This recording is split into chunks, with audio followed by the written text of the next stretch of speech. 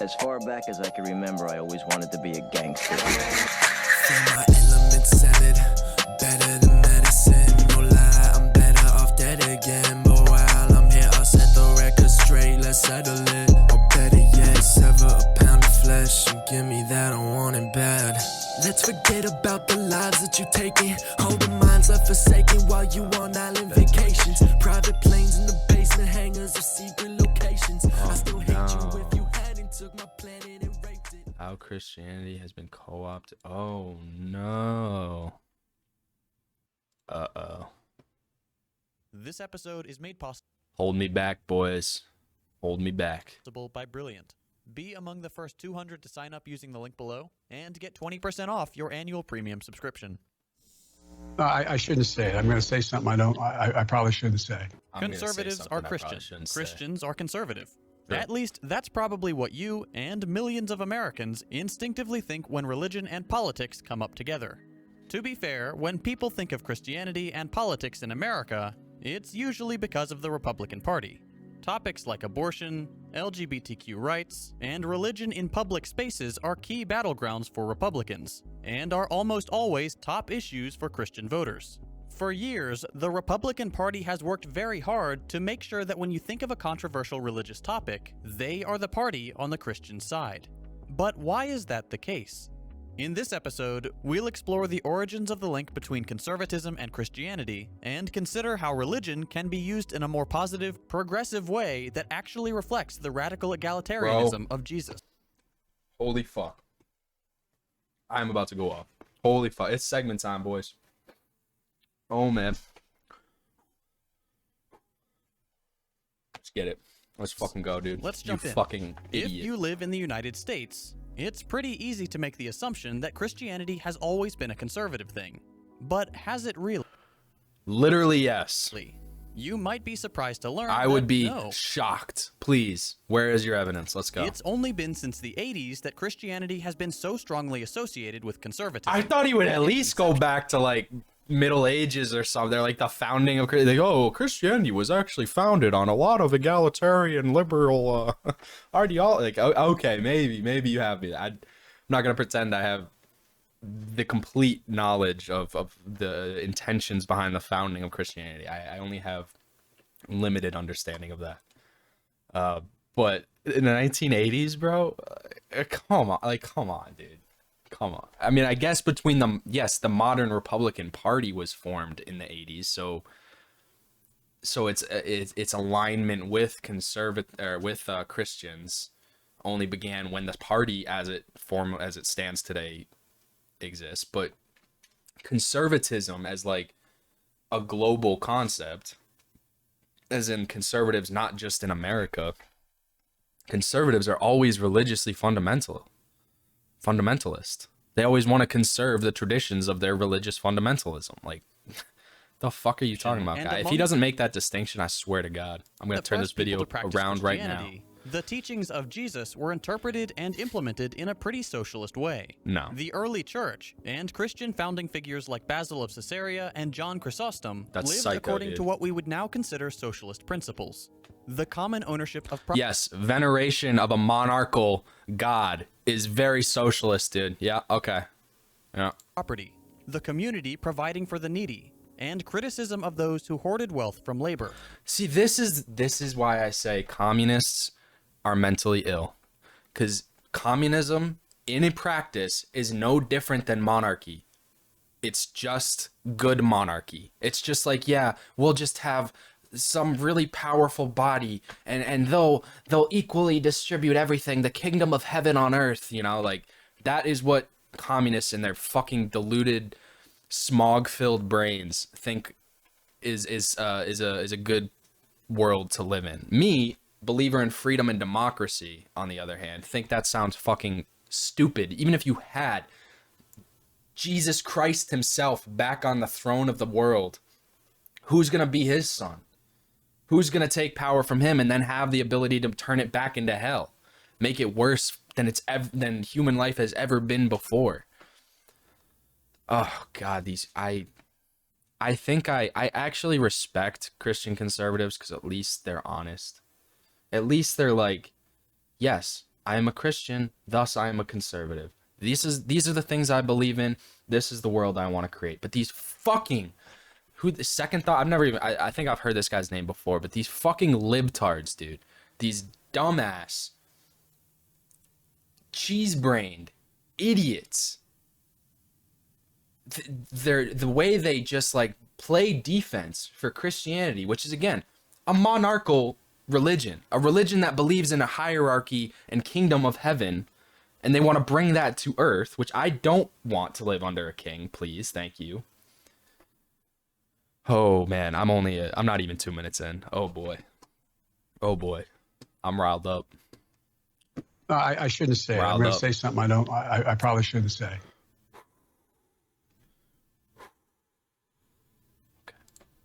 Several accounts from the time describe Christian social systems as not being founded on ruthless competition, the privatization of the means of production, nor on the veneration of greed that capitalism is characterized by today, but rather on the same values we find in leftist literature. Over time, Christianity spread and diversified, insane, often in more politically varied ways. Still, many groups continue to espouse an egalitarian conception of community and development, with leftist Christian groups existing throughout the world, and eventually appearing in America alongside the more well-known proto-capitalist Calvinists.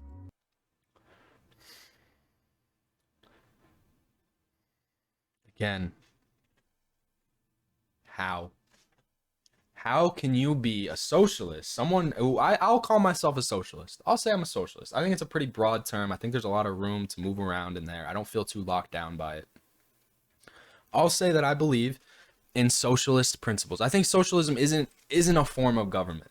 It's a philosophy about how to form government and how to restrain government, how to operate government, to maximize the freedom and return on investment that society can provide, and that communities can provide, I guess, even more broadly. But how do those principles, those socialist philosophies of equal rights and people working together to a common good, even if some people, finding where people fit in and everyone's equal, even though we have different skills, because like I may be a paraplegic or something. I can't build a house, but maybe I'm really smart and I can design a house for you to build because you're really strong. Those kind of principles do not work with anything written in the Bible. Nothing. There's nothing in the Bible about any of that. Like, oh, love thy neighbor. Okay, yeah, don't kill people. That'd be nice. That's pretty basic. I don't know if that's like socialist or just like you did like general like don't be a piece of shit advice. But the kingdom of heaven is very eloquently described in the Bible, and it just I'm sorry, I question you. I doubt you. I don't believe you when you say you're a socialist but you're a Christian. Because if you're a Christian, if you're really a Christian, you want to bring the kingdom of heaven to earth. I do not want to live under a kingdom. I don't like your God. Your God's a fuckface. Your God sucks my fucking cock. I'm not going to bow to him. Calvinists aside, American Christianity often took on a progressive character. Most famously, the early 20s. The Calvinists, bro? You're going to say Calvinists are progressive? Are you fucking kidding me, dude? Oh, okay. What's his reasoning? Let's go. Like the social gospel bringing progressive religion to the forefront of American life. In 1917, yeah, progressive in the way that like women are actual human beings. Wow, super progressive, dude. Oh, amazing. Walter Rauschenbusch, a central figure in the social gospel, published a manuscript for I had to read one in which he rips apart. Actually read this. Wow. Capitalist exploitation of labor, their responsibility for imperialism, colonialism, war, political autocracy, and economic oligarchy. All through the lens of Christianity. Christian ethics, Rauschenbusch argued, were completely incompatible with those of capitalism. This, in turn... That's delusional. What is God but the capital owner of the world? The capital, where his capital is material existence itself, right? That's what God is. He owns all the capital. We just live under him. We labor to his benefit. under the Christian doctrine. Like, what the fuck do you mean? Launched a movement of broad spanning. We suffer for his weird, eccentric desires. That's the Christian doctrine. You fucking moron, dude. I remember getting in a fight with my professor about this a little bit. Now, I wasn't nearly as radical then because I was still very much brainwashed by the Christian establishment. And I was only starting to break free from that kind of fucking nightmare. But holy shit, dude. I cannot believe he just said Calvinists are progressive. Social justice that came to influence American politics the nation over. His work deeply shaped the American conception of religious morality, in everything from the New Deal to the Civil Rights Movement and the central role played in it by Baptist minister Martin Luther King Jr. Though he appears a little later in the story, MLK represents one of the most clear-cut examples of people whose religiosity worked in tandem with their leftist politics. As we just There is no group of people who have been more victimized by Christianity than the people who hail from the African continent. It is a crime that will never be repaid. It's horrific, bordering on eugenic, and I have nothing but sympathy for my fellow black Christians, but nothing but hatred for Christians in general. For honestly, on a selfish level, for robbing me of the beautiful African heritage that could have been brought to our multicultural nation. That's like on a very selfish level. I fucking hate Christians and what they have done to the black population, the African population, because Africa was a beautiful fabric and tapestry of different belief systems and art and music and culture that was literally raped and erased, genocided from this country, this is the reason. I mean, Africa is the most genetically diverse continent. We group, it's horrible. We just say black people, but like there's so many different heritages there that we loop into one because in this country, we took all that from them. We took that diversity. Christians took that diversity, that beautiful diversity. And now it's just, oh, black people. Like, you know, you might have one who's like from the Sahara up northern Africa, and then someone from Cape Town, South Africa, could not probably be any more different cultures if you go back pre-slavery. Like literally the difference between like Nordic culture and like ancient Japanese culture, like that kind of variance and diversity and just wiped away, dude. Absolutely wiped away. And that's so sad to me. And I don't feel like I have, as a white man, the privilege to tell black Christians what to believe. Like, I'm not gonna go around like, oh, you're black Christian, you're dumb, your ancestors were destroyed. Like, I'm not gonna say that. I would just encourage them to embrace themselves as they are, and if that's Christian, that's Christian. But if it's not, don't let the Christianity cover up the real you, because you deserve to show that. The world, not only you, the world deserves to see that. You know, it's just mentioned. Oh man, this is this video, bro. I'm not even 5 minutes in. MLK was a Baptist minister. He spent years studying Christian theology, worked in the church, and eventually became a leading figure in Christian society, and in American society more broadly. It was in the church that he couldn't reconcile the deep inequality of a capitalist society, which stranded millions of Americans in poverty, with the morals of the Christian church, catalyzing speeches like this. I am convinced that if we are to get on the right side of the world revolution, we as a nation must undergo a radical revolution of values. We must rapidly begin the shift from a thing-oriented society to a person-oriented society, when machines and computers, profit motives and property rights are considered more important than people. The giant triplets of racism, extreme materialism, and militarism are incapable of being conquered. A true revolution of values will soon cause us to question the fairness and justice of many of our past and present policies. On the one hand, we are called to play the Good Samaritan on life's roadside. That will be only an initial act. One day we must come to see that the whole Jericho road must be transformed so that men and women will not be constantly beaten and robbed as they make their journey on life's highway. True compassion is more than flinging a coin to a beggar. It comes to see. I hear him saying here is that Christianity is insufficient. In the Bible, it's like, yeah, toss a coin to the beggar on Jericho Road. We need to fix Jericho Road. The Bible teaches that it's unfixable. This is a world of sin, and it's the next world, God's world, that you need to worry about. That an edifice which produces beggars needs restructuring. So, what happened? When did Christianity suddenly become synonymous with conservatism? Oh my God.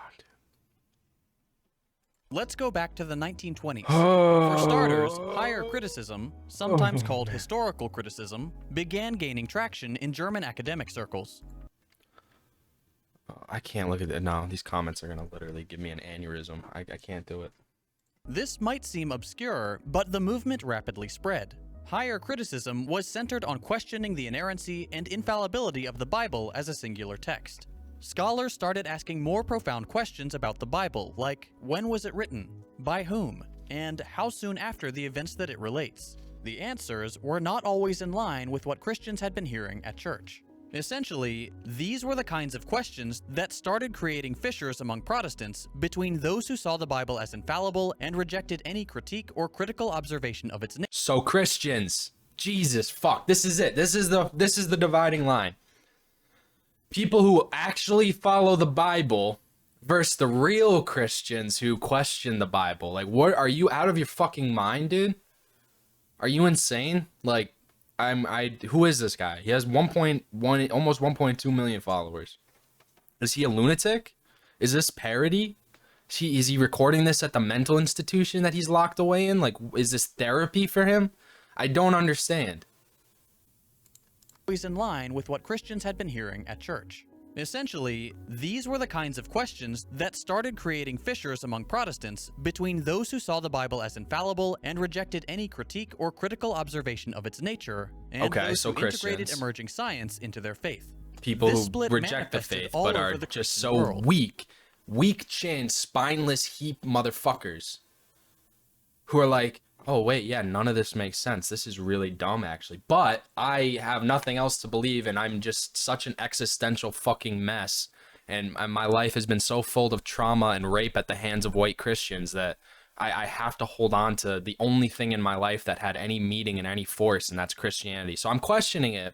I know it's bullshit. I know it's terrible. It's not only bullshit, but actually like straight up evil and planet destroying.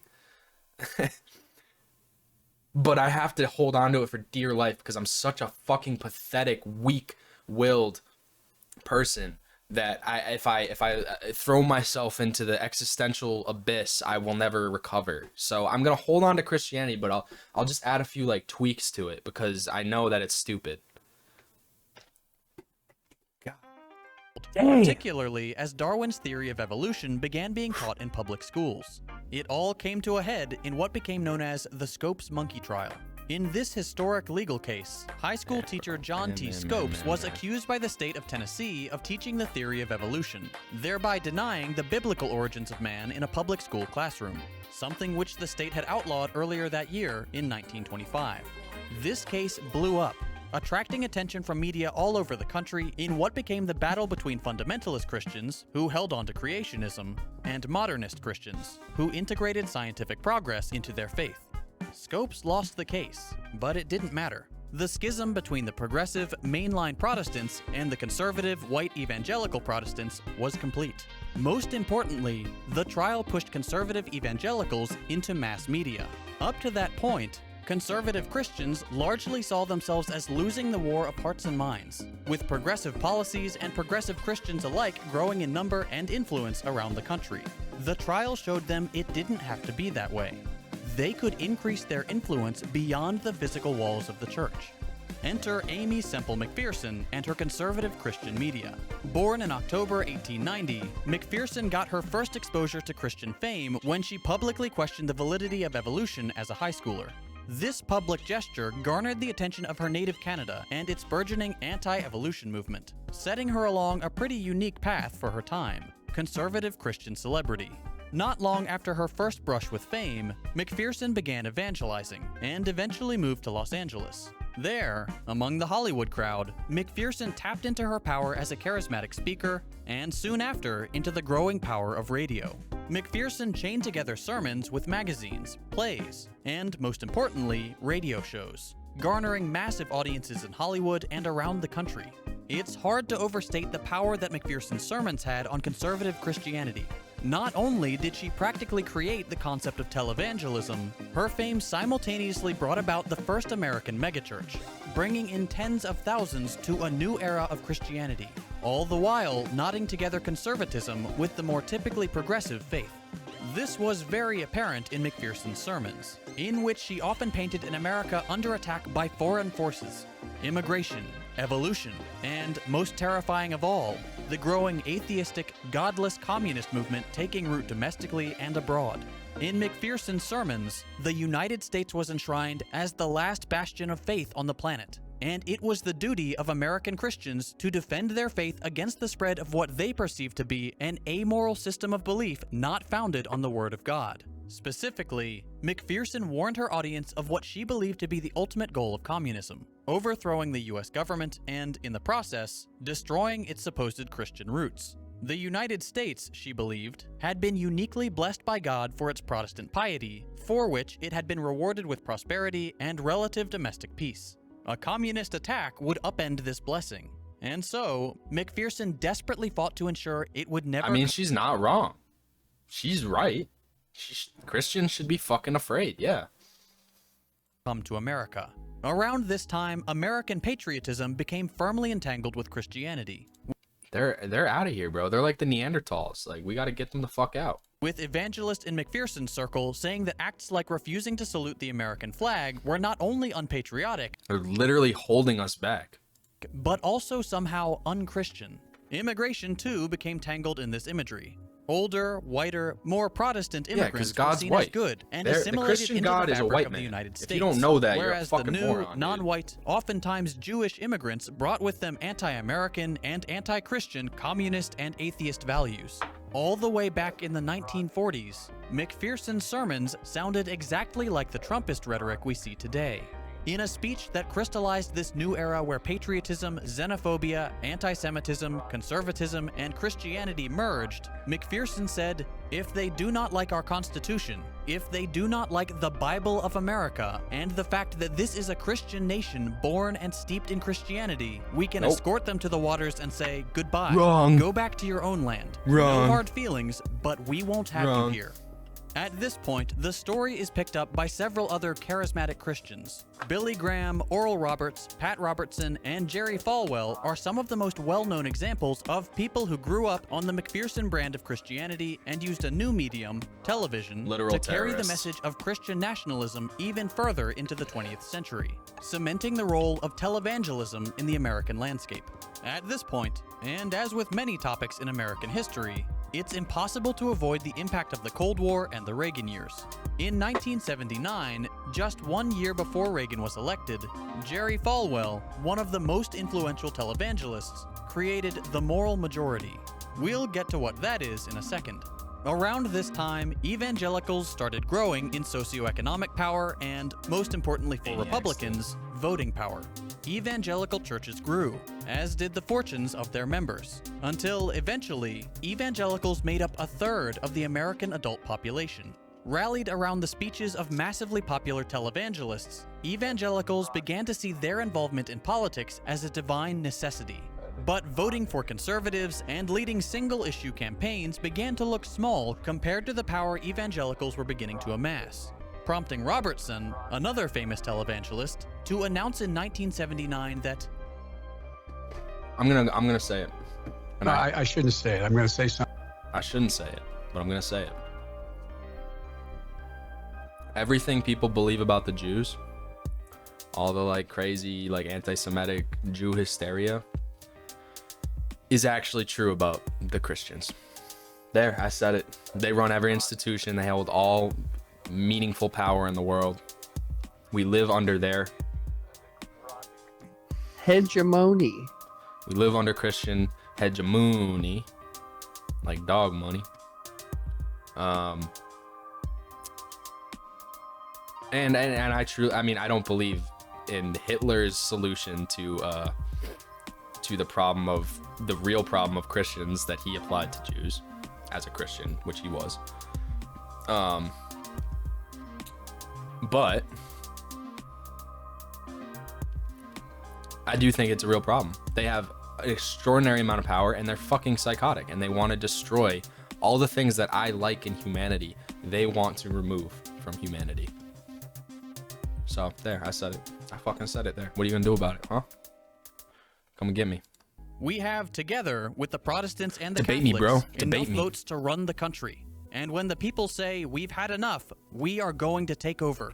And so, Falwell created the Moral Majority, a political group that would exchange an enormous voting bloc for a comprehensive evangelical program in the Republican Party. Now, evangelicals felt confident that they could dictate party policies to Republican politicians on abortion, gay rights, the Equal Rights Amendment, and a host of social programs and foreign policy stances. Evangelicals ran popular broadcast media channels, publishing houses, colleges, and thanks to these new political groups like the Moral Majority, they were increasingly represented and emboldened by federal government representatives. Evangelical leaders were in congressmen's houses, in the mailing lists of tens of thousands of Americans, and were suddenly a sizable lobbying group. They had achieved political relevance like no other group in the United States. Later in 1979, evangelicals turned on their accrued power in full force, backing the candidate that stood alongside them in every key issue, Ronald Reagan.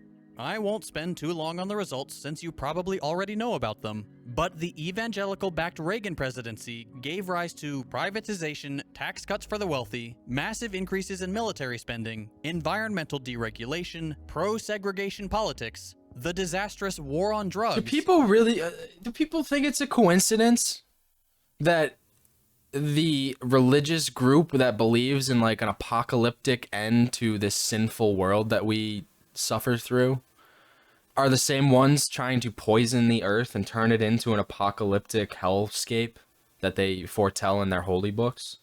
Do people just like, I guess that's just a weird coincidence, like, oh, the Christians are also the ones who have pushed the most harmful infrastructure this planet has ever seen since like the greatest mass extinction in history from whatever those like microbiome their microbes were that were releasing carbon at the same, if not faster rate than we do.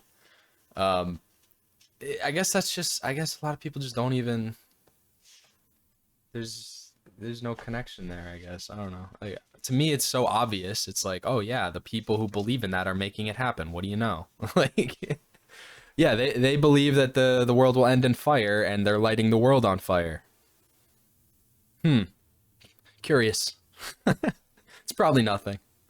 The horrific response to the AIDS epidemic, and the total halt on progress for LGBTQ rights at the national level. Many today credit the conservative discourse surrounding abortion, homosexuality, and the demonization of people addicted to drugs to these. While I'm already on this, and this is probably gonna end up in a video, so I'm gonna say it here because I've said it on stream probably a few times now, but I don't think I've ever put it in a video. When I was in junior year of college, I was taking an ethics class, and I had a very radical teacher. She was awesome. Shout out, well, I won't say her name, but she was dope. And she was doing the lesson on like Nietzsche, that God is dead, all that. And she took it in an interesting direction. She took it in a little pretty radically anti-Christian direction. And our next class period, I'm walking in, I was like not late, but I was like getting there just on time, right? Like I was sliding in the door right at the bell.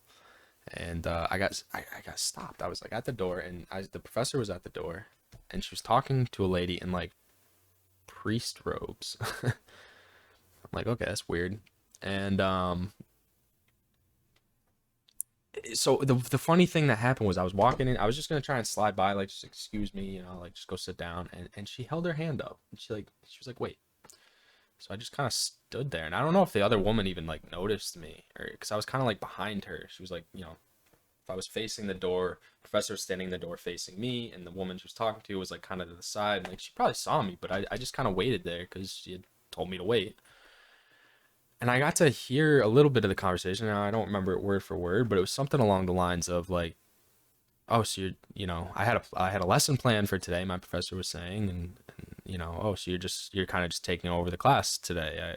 Did you talk, like, do you have the right to do this? And she's like, yeah, you know, I talked to the dean. We're going to be doing this little lesson today. We think we were in the school for some presentation. We thought it would be a good chance to, I don't remember exactly what she was basically saying. The gist of the conversation was, I'm taking over your classroom today, and you don't really have a say in it. I already have the authority to do so. So I, you know, after hearing all that, I walk in. I kind of gave my professor a look, and she kind of looked back. Like, there was a little exchange of understanding there. I think she knew that I was somewhat radical, and you know, I guess she wanted me to hear that. So I sat down, and there was two other people sitting in the room, older people, not members of the class, and not the priest lady at the door. One was literally Professor Umbridge. Like, I had to do a double take that it wasn't the actress from the movie. Like, it literally looked, she dressed like Professor Umbridge. She looked like her. She had that same, like, psychotic fucking smile, permagrafted to her face. And the other one looked like, it was this creepy looking, like, dude looked like a Bond villain, and like kind of talked like him too. Had like a pretty thick German accent. No offense, Toby, if you're in the chat. But you know, he was like kind of older, balding dude wearing like a I don't even know how to describe it. Like, he looked like a professor, I guess. He was probably a professor. He was wearing like one of those coats with like the sleeve or the arm pads or whatever the fuck, elbow pads. But yeah, he was a weirdo. So anyways, the class was, she gave this whole speech about like how she was from the Harvard Divinity School. First of all, she was a lesbian female, obviously, pastor or priest or whatever the fuck. I don't know all their weird names. You know, high wizard, grand wizard. She was a female lesbian grand wizard, and she was talking about how it was okay to be like that and be Christian, and how, you know, it's cool now. She ended the class by literally performing a catechism, which, if you don't know, is like actual like Christian witchcraft that they used to do back in the day to like when, you know, brainwash people. Crazy shit. And that was weird. So I was catechismed on. She catechismed all over my face, and I did not appreciate that. But the whole reason I brought this up is that it's relevant to this video because, again, she was one of those like progressive Christians that this guy obviously venerates. But I did hear recently, like within the past year, the Vatican did come out and say like, nah, it's not cool to be gay. We were just kind of kidding. We were down bad for a bit, so we had to give it to you, but we take it back. Being gay is not okay, and we're not going to allow anyone in our hierarchy to be openly gay. That's a sin that we just can't stand by. It's okay. I mean, it's, you know, we're all sinful, right? But, you know, some sins are going to keep you from being part of our leadership. So I wonder what happened to her. I wonder where she is these days. That must have been a tough blow. Maybe she's a radical leftist now. That'd be cool. I like to think that. I like to think she's the CEO of Antifa these days.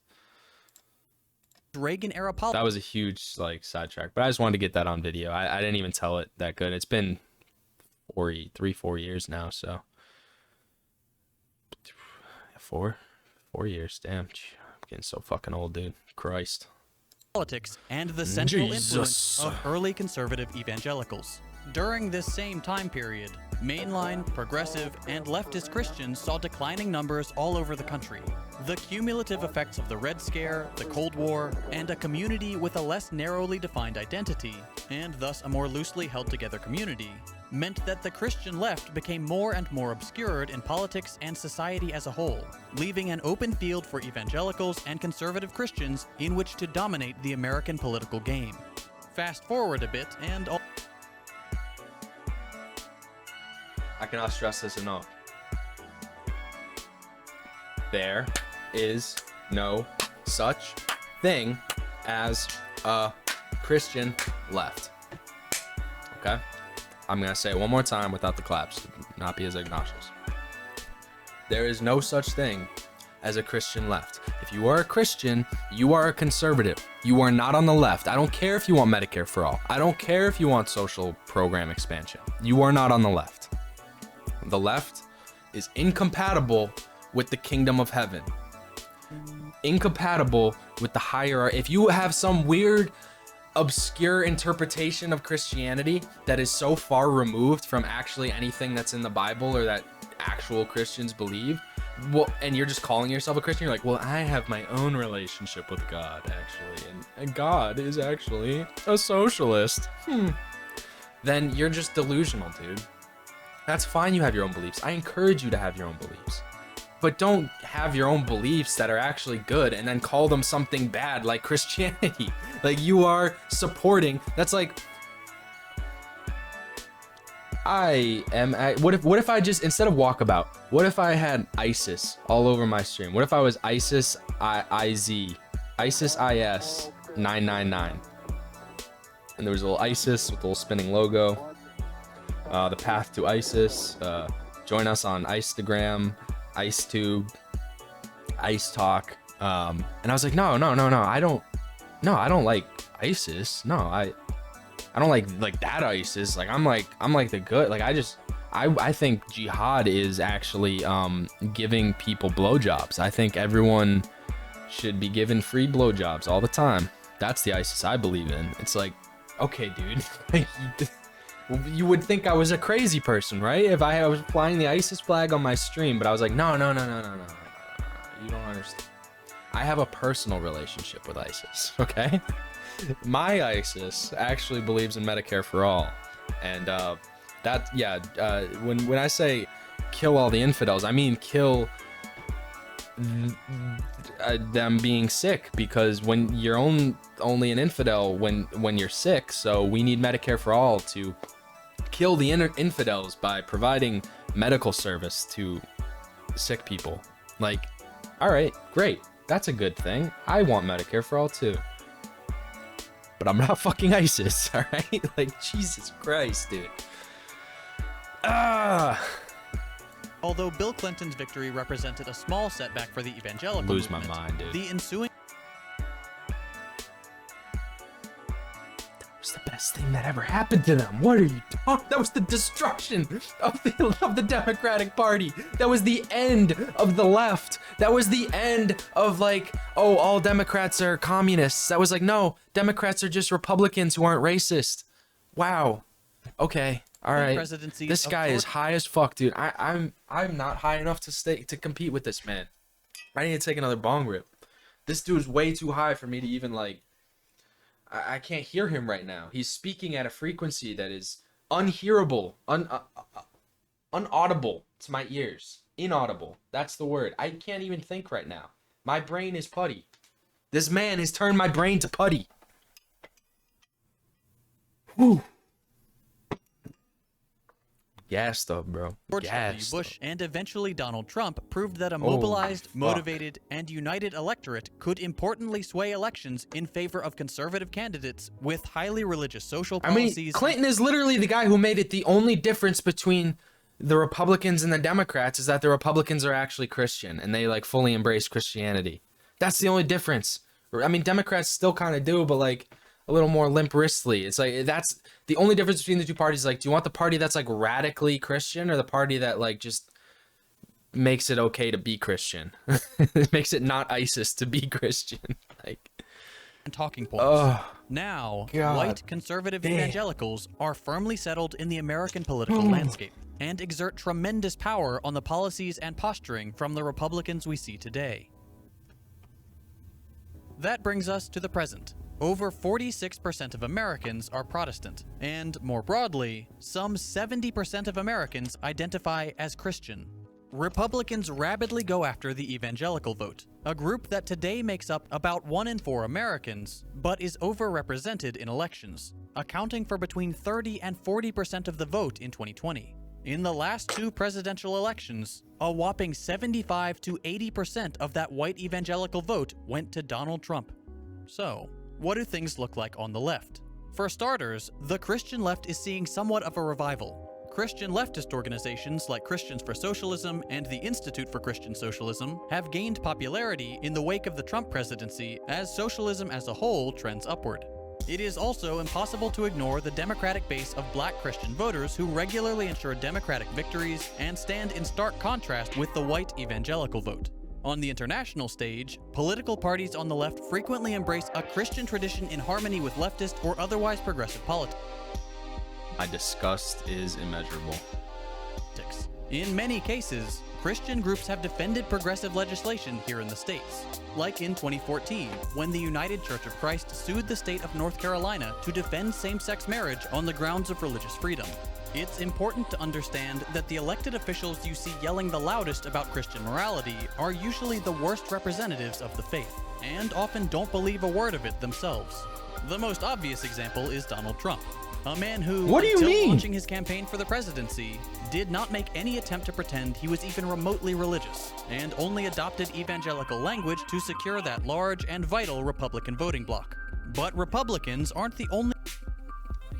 Donald Trump.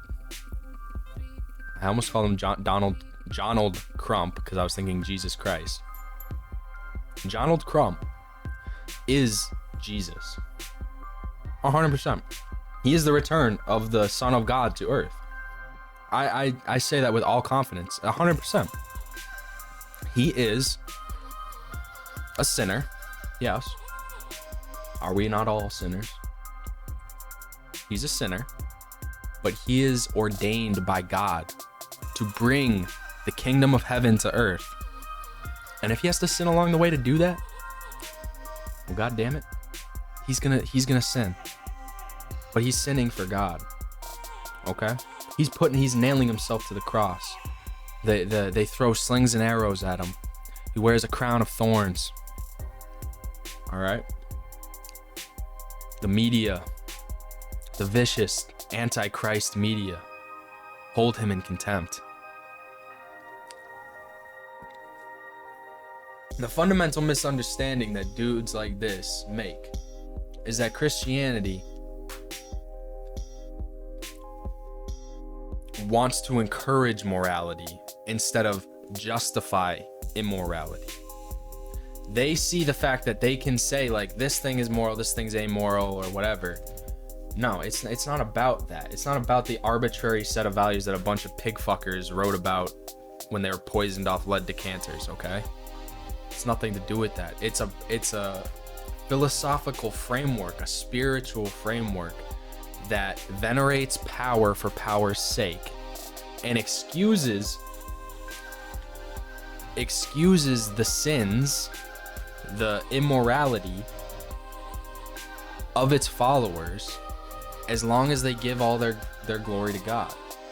That's all it's about. And that's why Christians are always the one. Christians love blood sacrifice, bro. The Dark Lord eats his children, man. All those the people captured in Haiti right now, the missionaries. You know, you'd think God could like help them out, but he doesn't give a fuck, dude. Their God doesn't care. Their God hopes those people die, because then they'll be martyrs, and that's more soul power for him. That is the fundamental misunderstanding. These people don't engage. They're so fucking lib-brained that they can't engage with anything outside of some kind of weird like academic removal from it. Everything's under a microscope for them. Everything's in a petri dish. Everything's contained, and the variables are all measured. They don't understand the actual spiritual reality of human existence on any level whatsoever. So they can't understand the way that spirituality impacts the real world in both direct and indirect ways. It just always pisses me off. Oh, Trump's not even a real Christian. No, he is the most real Christian, you motherfucker. Like, he's more Christian than anyone's ever been ever. Like, that's why he's so dangerous. Only ones at fault here.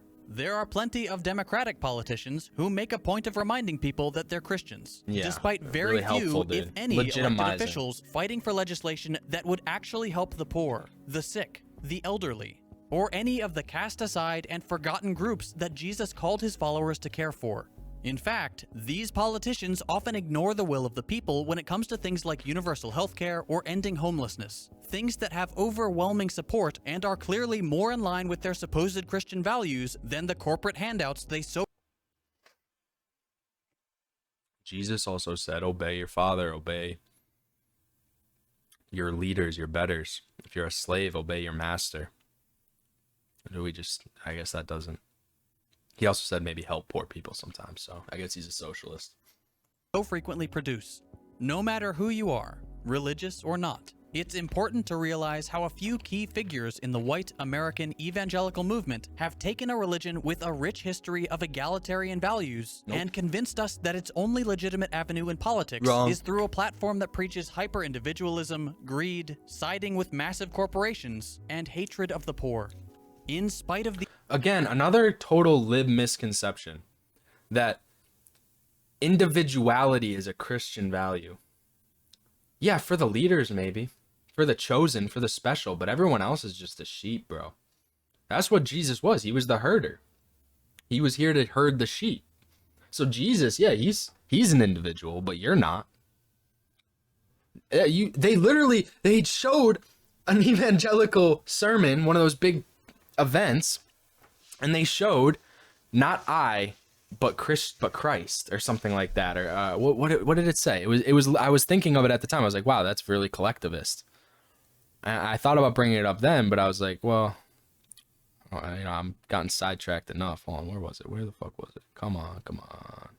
My point that I was trying to make is that there's a misconception, especially amongst libs, that the right, conservatives, Christians, all the same thing to me, are the individualists, the radical individualists. And communists or socialists, and fuck communists, socialists are the collectivists. But that is just not true. And Jon Stewart said at the beginning of his video earlier, collective individual freedom often requires some level of collective action. Your freedom to not get robbed on a daily basis, we need to collectivize on some level and fund some kind of law enforcement unit, whether that's, I'm not trying to get into the defund police topic right now, but anything that we do in society that benefits us as individuals might require a little bit of collective action. That doesn't make us collectivists. We can still be individualists who just understand that you can't be a fully formed individual without some kind of collective action to maintain a society that respects individuals. Socialism, socialist principles are individualist principles. They're about maximizing the benefit of the individual, the freedom of the individual to exist and live a fulfilling life, free from imposition by people who just by some weird roll of the dice ended up in positions of power above them. They do not have to live under their foot simply because those people's freedom and their ability to be individuals they're allowed to impose that on other people. No, we need some kind of collective agreement that maximizes the benefit of the individual, and that's what socialism's all about. Christianity is the collectivist. That's the one. We're all sinners. We're all sheep under God, and gods among men, God kings who lead us, who shepherd us to the holy land that exists not in this sinful, doomed planet that will end in apocalypse, which they are actually, like I said, actively creating with their anti-climate policy. those are, it pisses me off that this guy would even characterize Christians as individualists when that's just obviously not true. They are the most collectivist, like collective over the individual group on the planet. There are plenty of Democratic politicians who make a point of reminding people that they're Christians, despite very few, if any, elected officials fighting for legislation that would actually help the poor, the sick, the elderly, or any of the cast aside and forgotten groups that Jesus called his followers to care for. In fact, these politicians often ignore the will of the people when it comes to things like universal healthcare or ending homelessness. You know, ISIS says that they want to usher in a new caliphate and it'll be paradise on earth for everyone. But it seems like they just keep blowing people up. It's kind of weird. They don't even represent their values. It's like, at what point, dude, do you recognize the grift? At what point? Jesus, fuck. Like, this guy is such a dumbass. Things Holy that have shit. overwhelmed is through a platform that preaches hyper-individualism, greed, siding with Okay. massive I went back too corporations, far. and hatred of the poor. In spite of these efforts, plenty of people let their faith guide and supplement a socialist, humanitarian conception of society. Many Christian or That's not Christian, you idiots. Like, you don't understand. You just don't understand, man. otherwise religious people today suffer under a capitalist system of exploitation and alienation, both domestically and abroad. Correcting this notion that capitalism is somehow the decree of a God who preaches justice is critical to our success. And this applies to every religion. I've interacted with countless socialists online and in person, and the Christians, Muslims, Buddhists, all the religious socialists have been among the most devoted to actually caring about improving the material realities of their fellow human beings. Regardless of what you think of religion as a whole, regardless of whether you consider yourself a religious person, we need to realize that the American version of Christianity has been co-opted and perverted for devious ends. The Christianity of modern-day white evangelicals bears no resemblance to the radical teachings of Jesus. If religious Americans truly want their faith to be a force for good, These are people they who must have take their never religion read a single sentence of the Bible. I'm not going to sit here and pretend I've read the entire Bible. I would never subject myself to that kind of torture. Never in a million years. But I've read enough. It's a brutal and deranged book that has a few, like, very common sense, like, almost a-religious tenets in it that are worthwhile, I guess, and, like, have some way that you could interpret them to better society. Okay, got it. Oh, I mean, sure.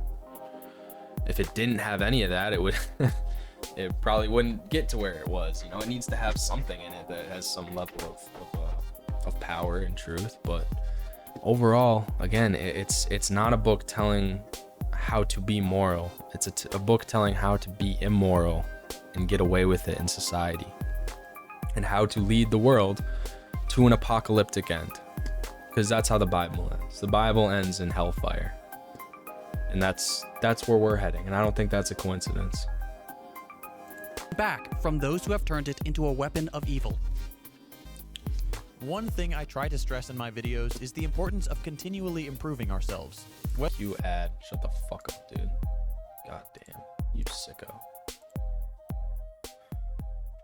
Wow, that video just it just took a lot out of me.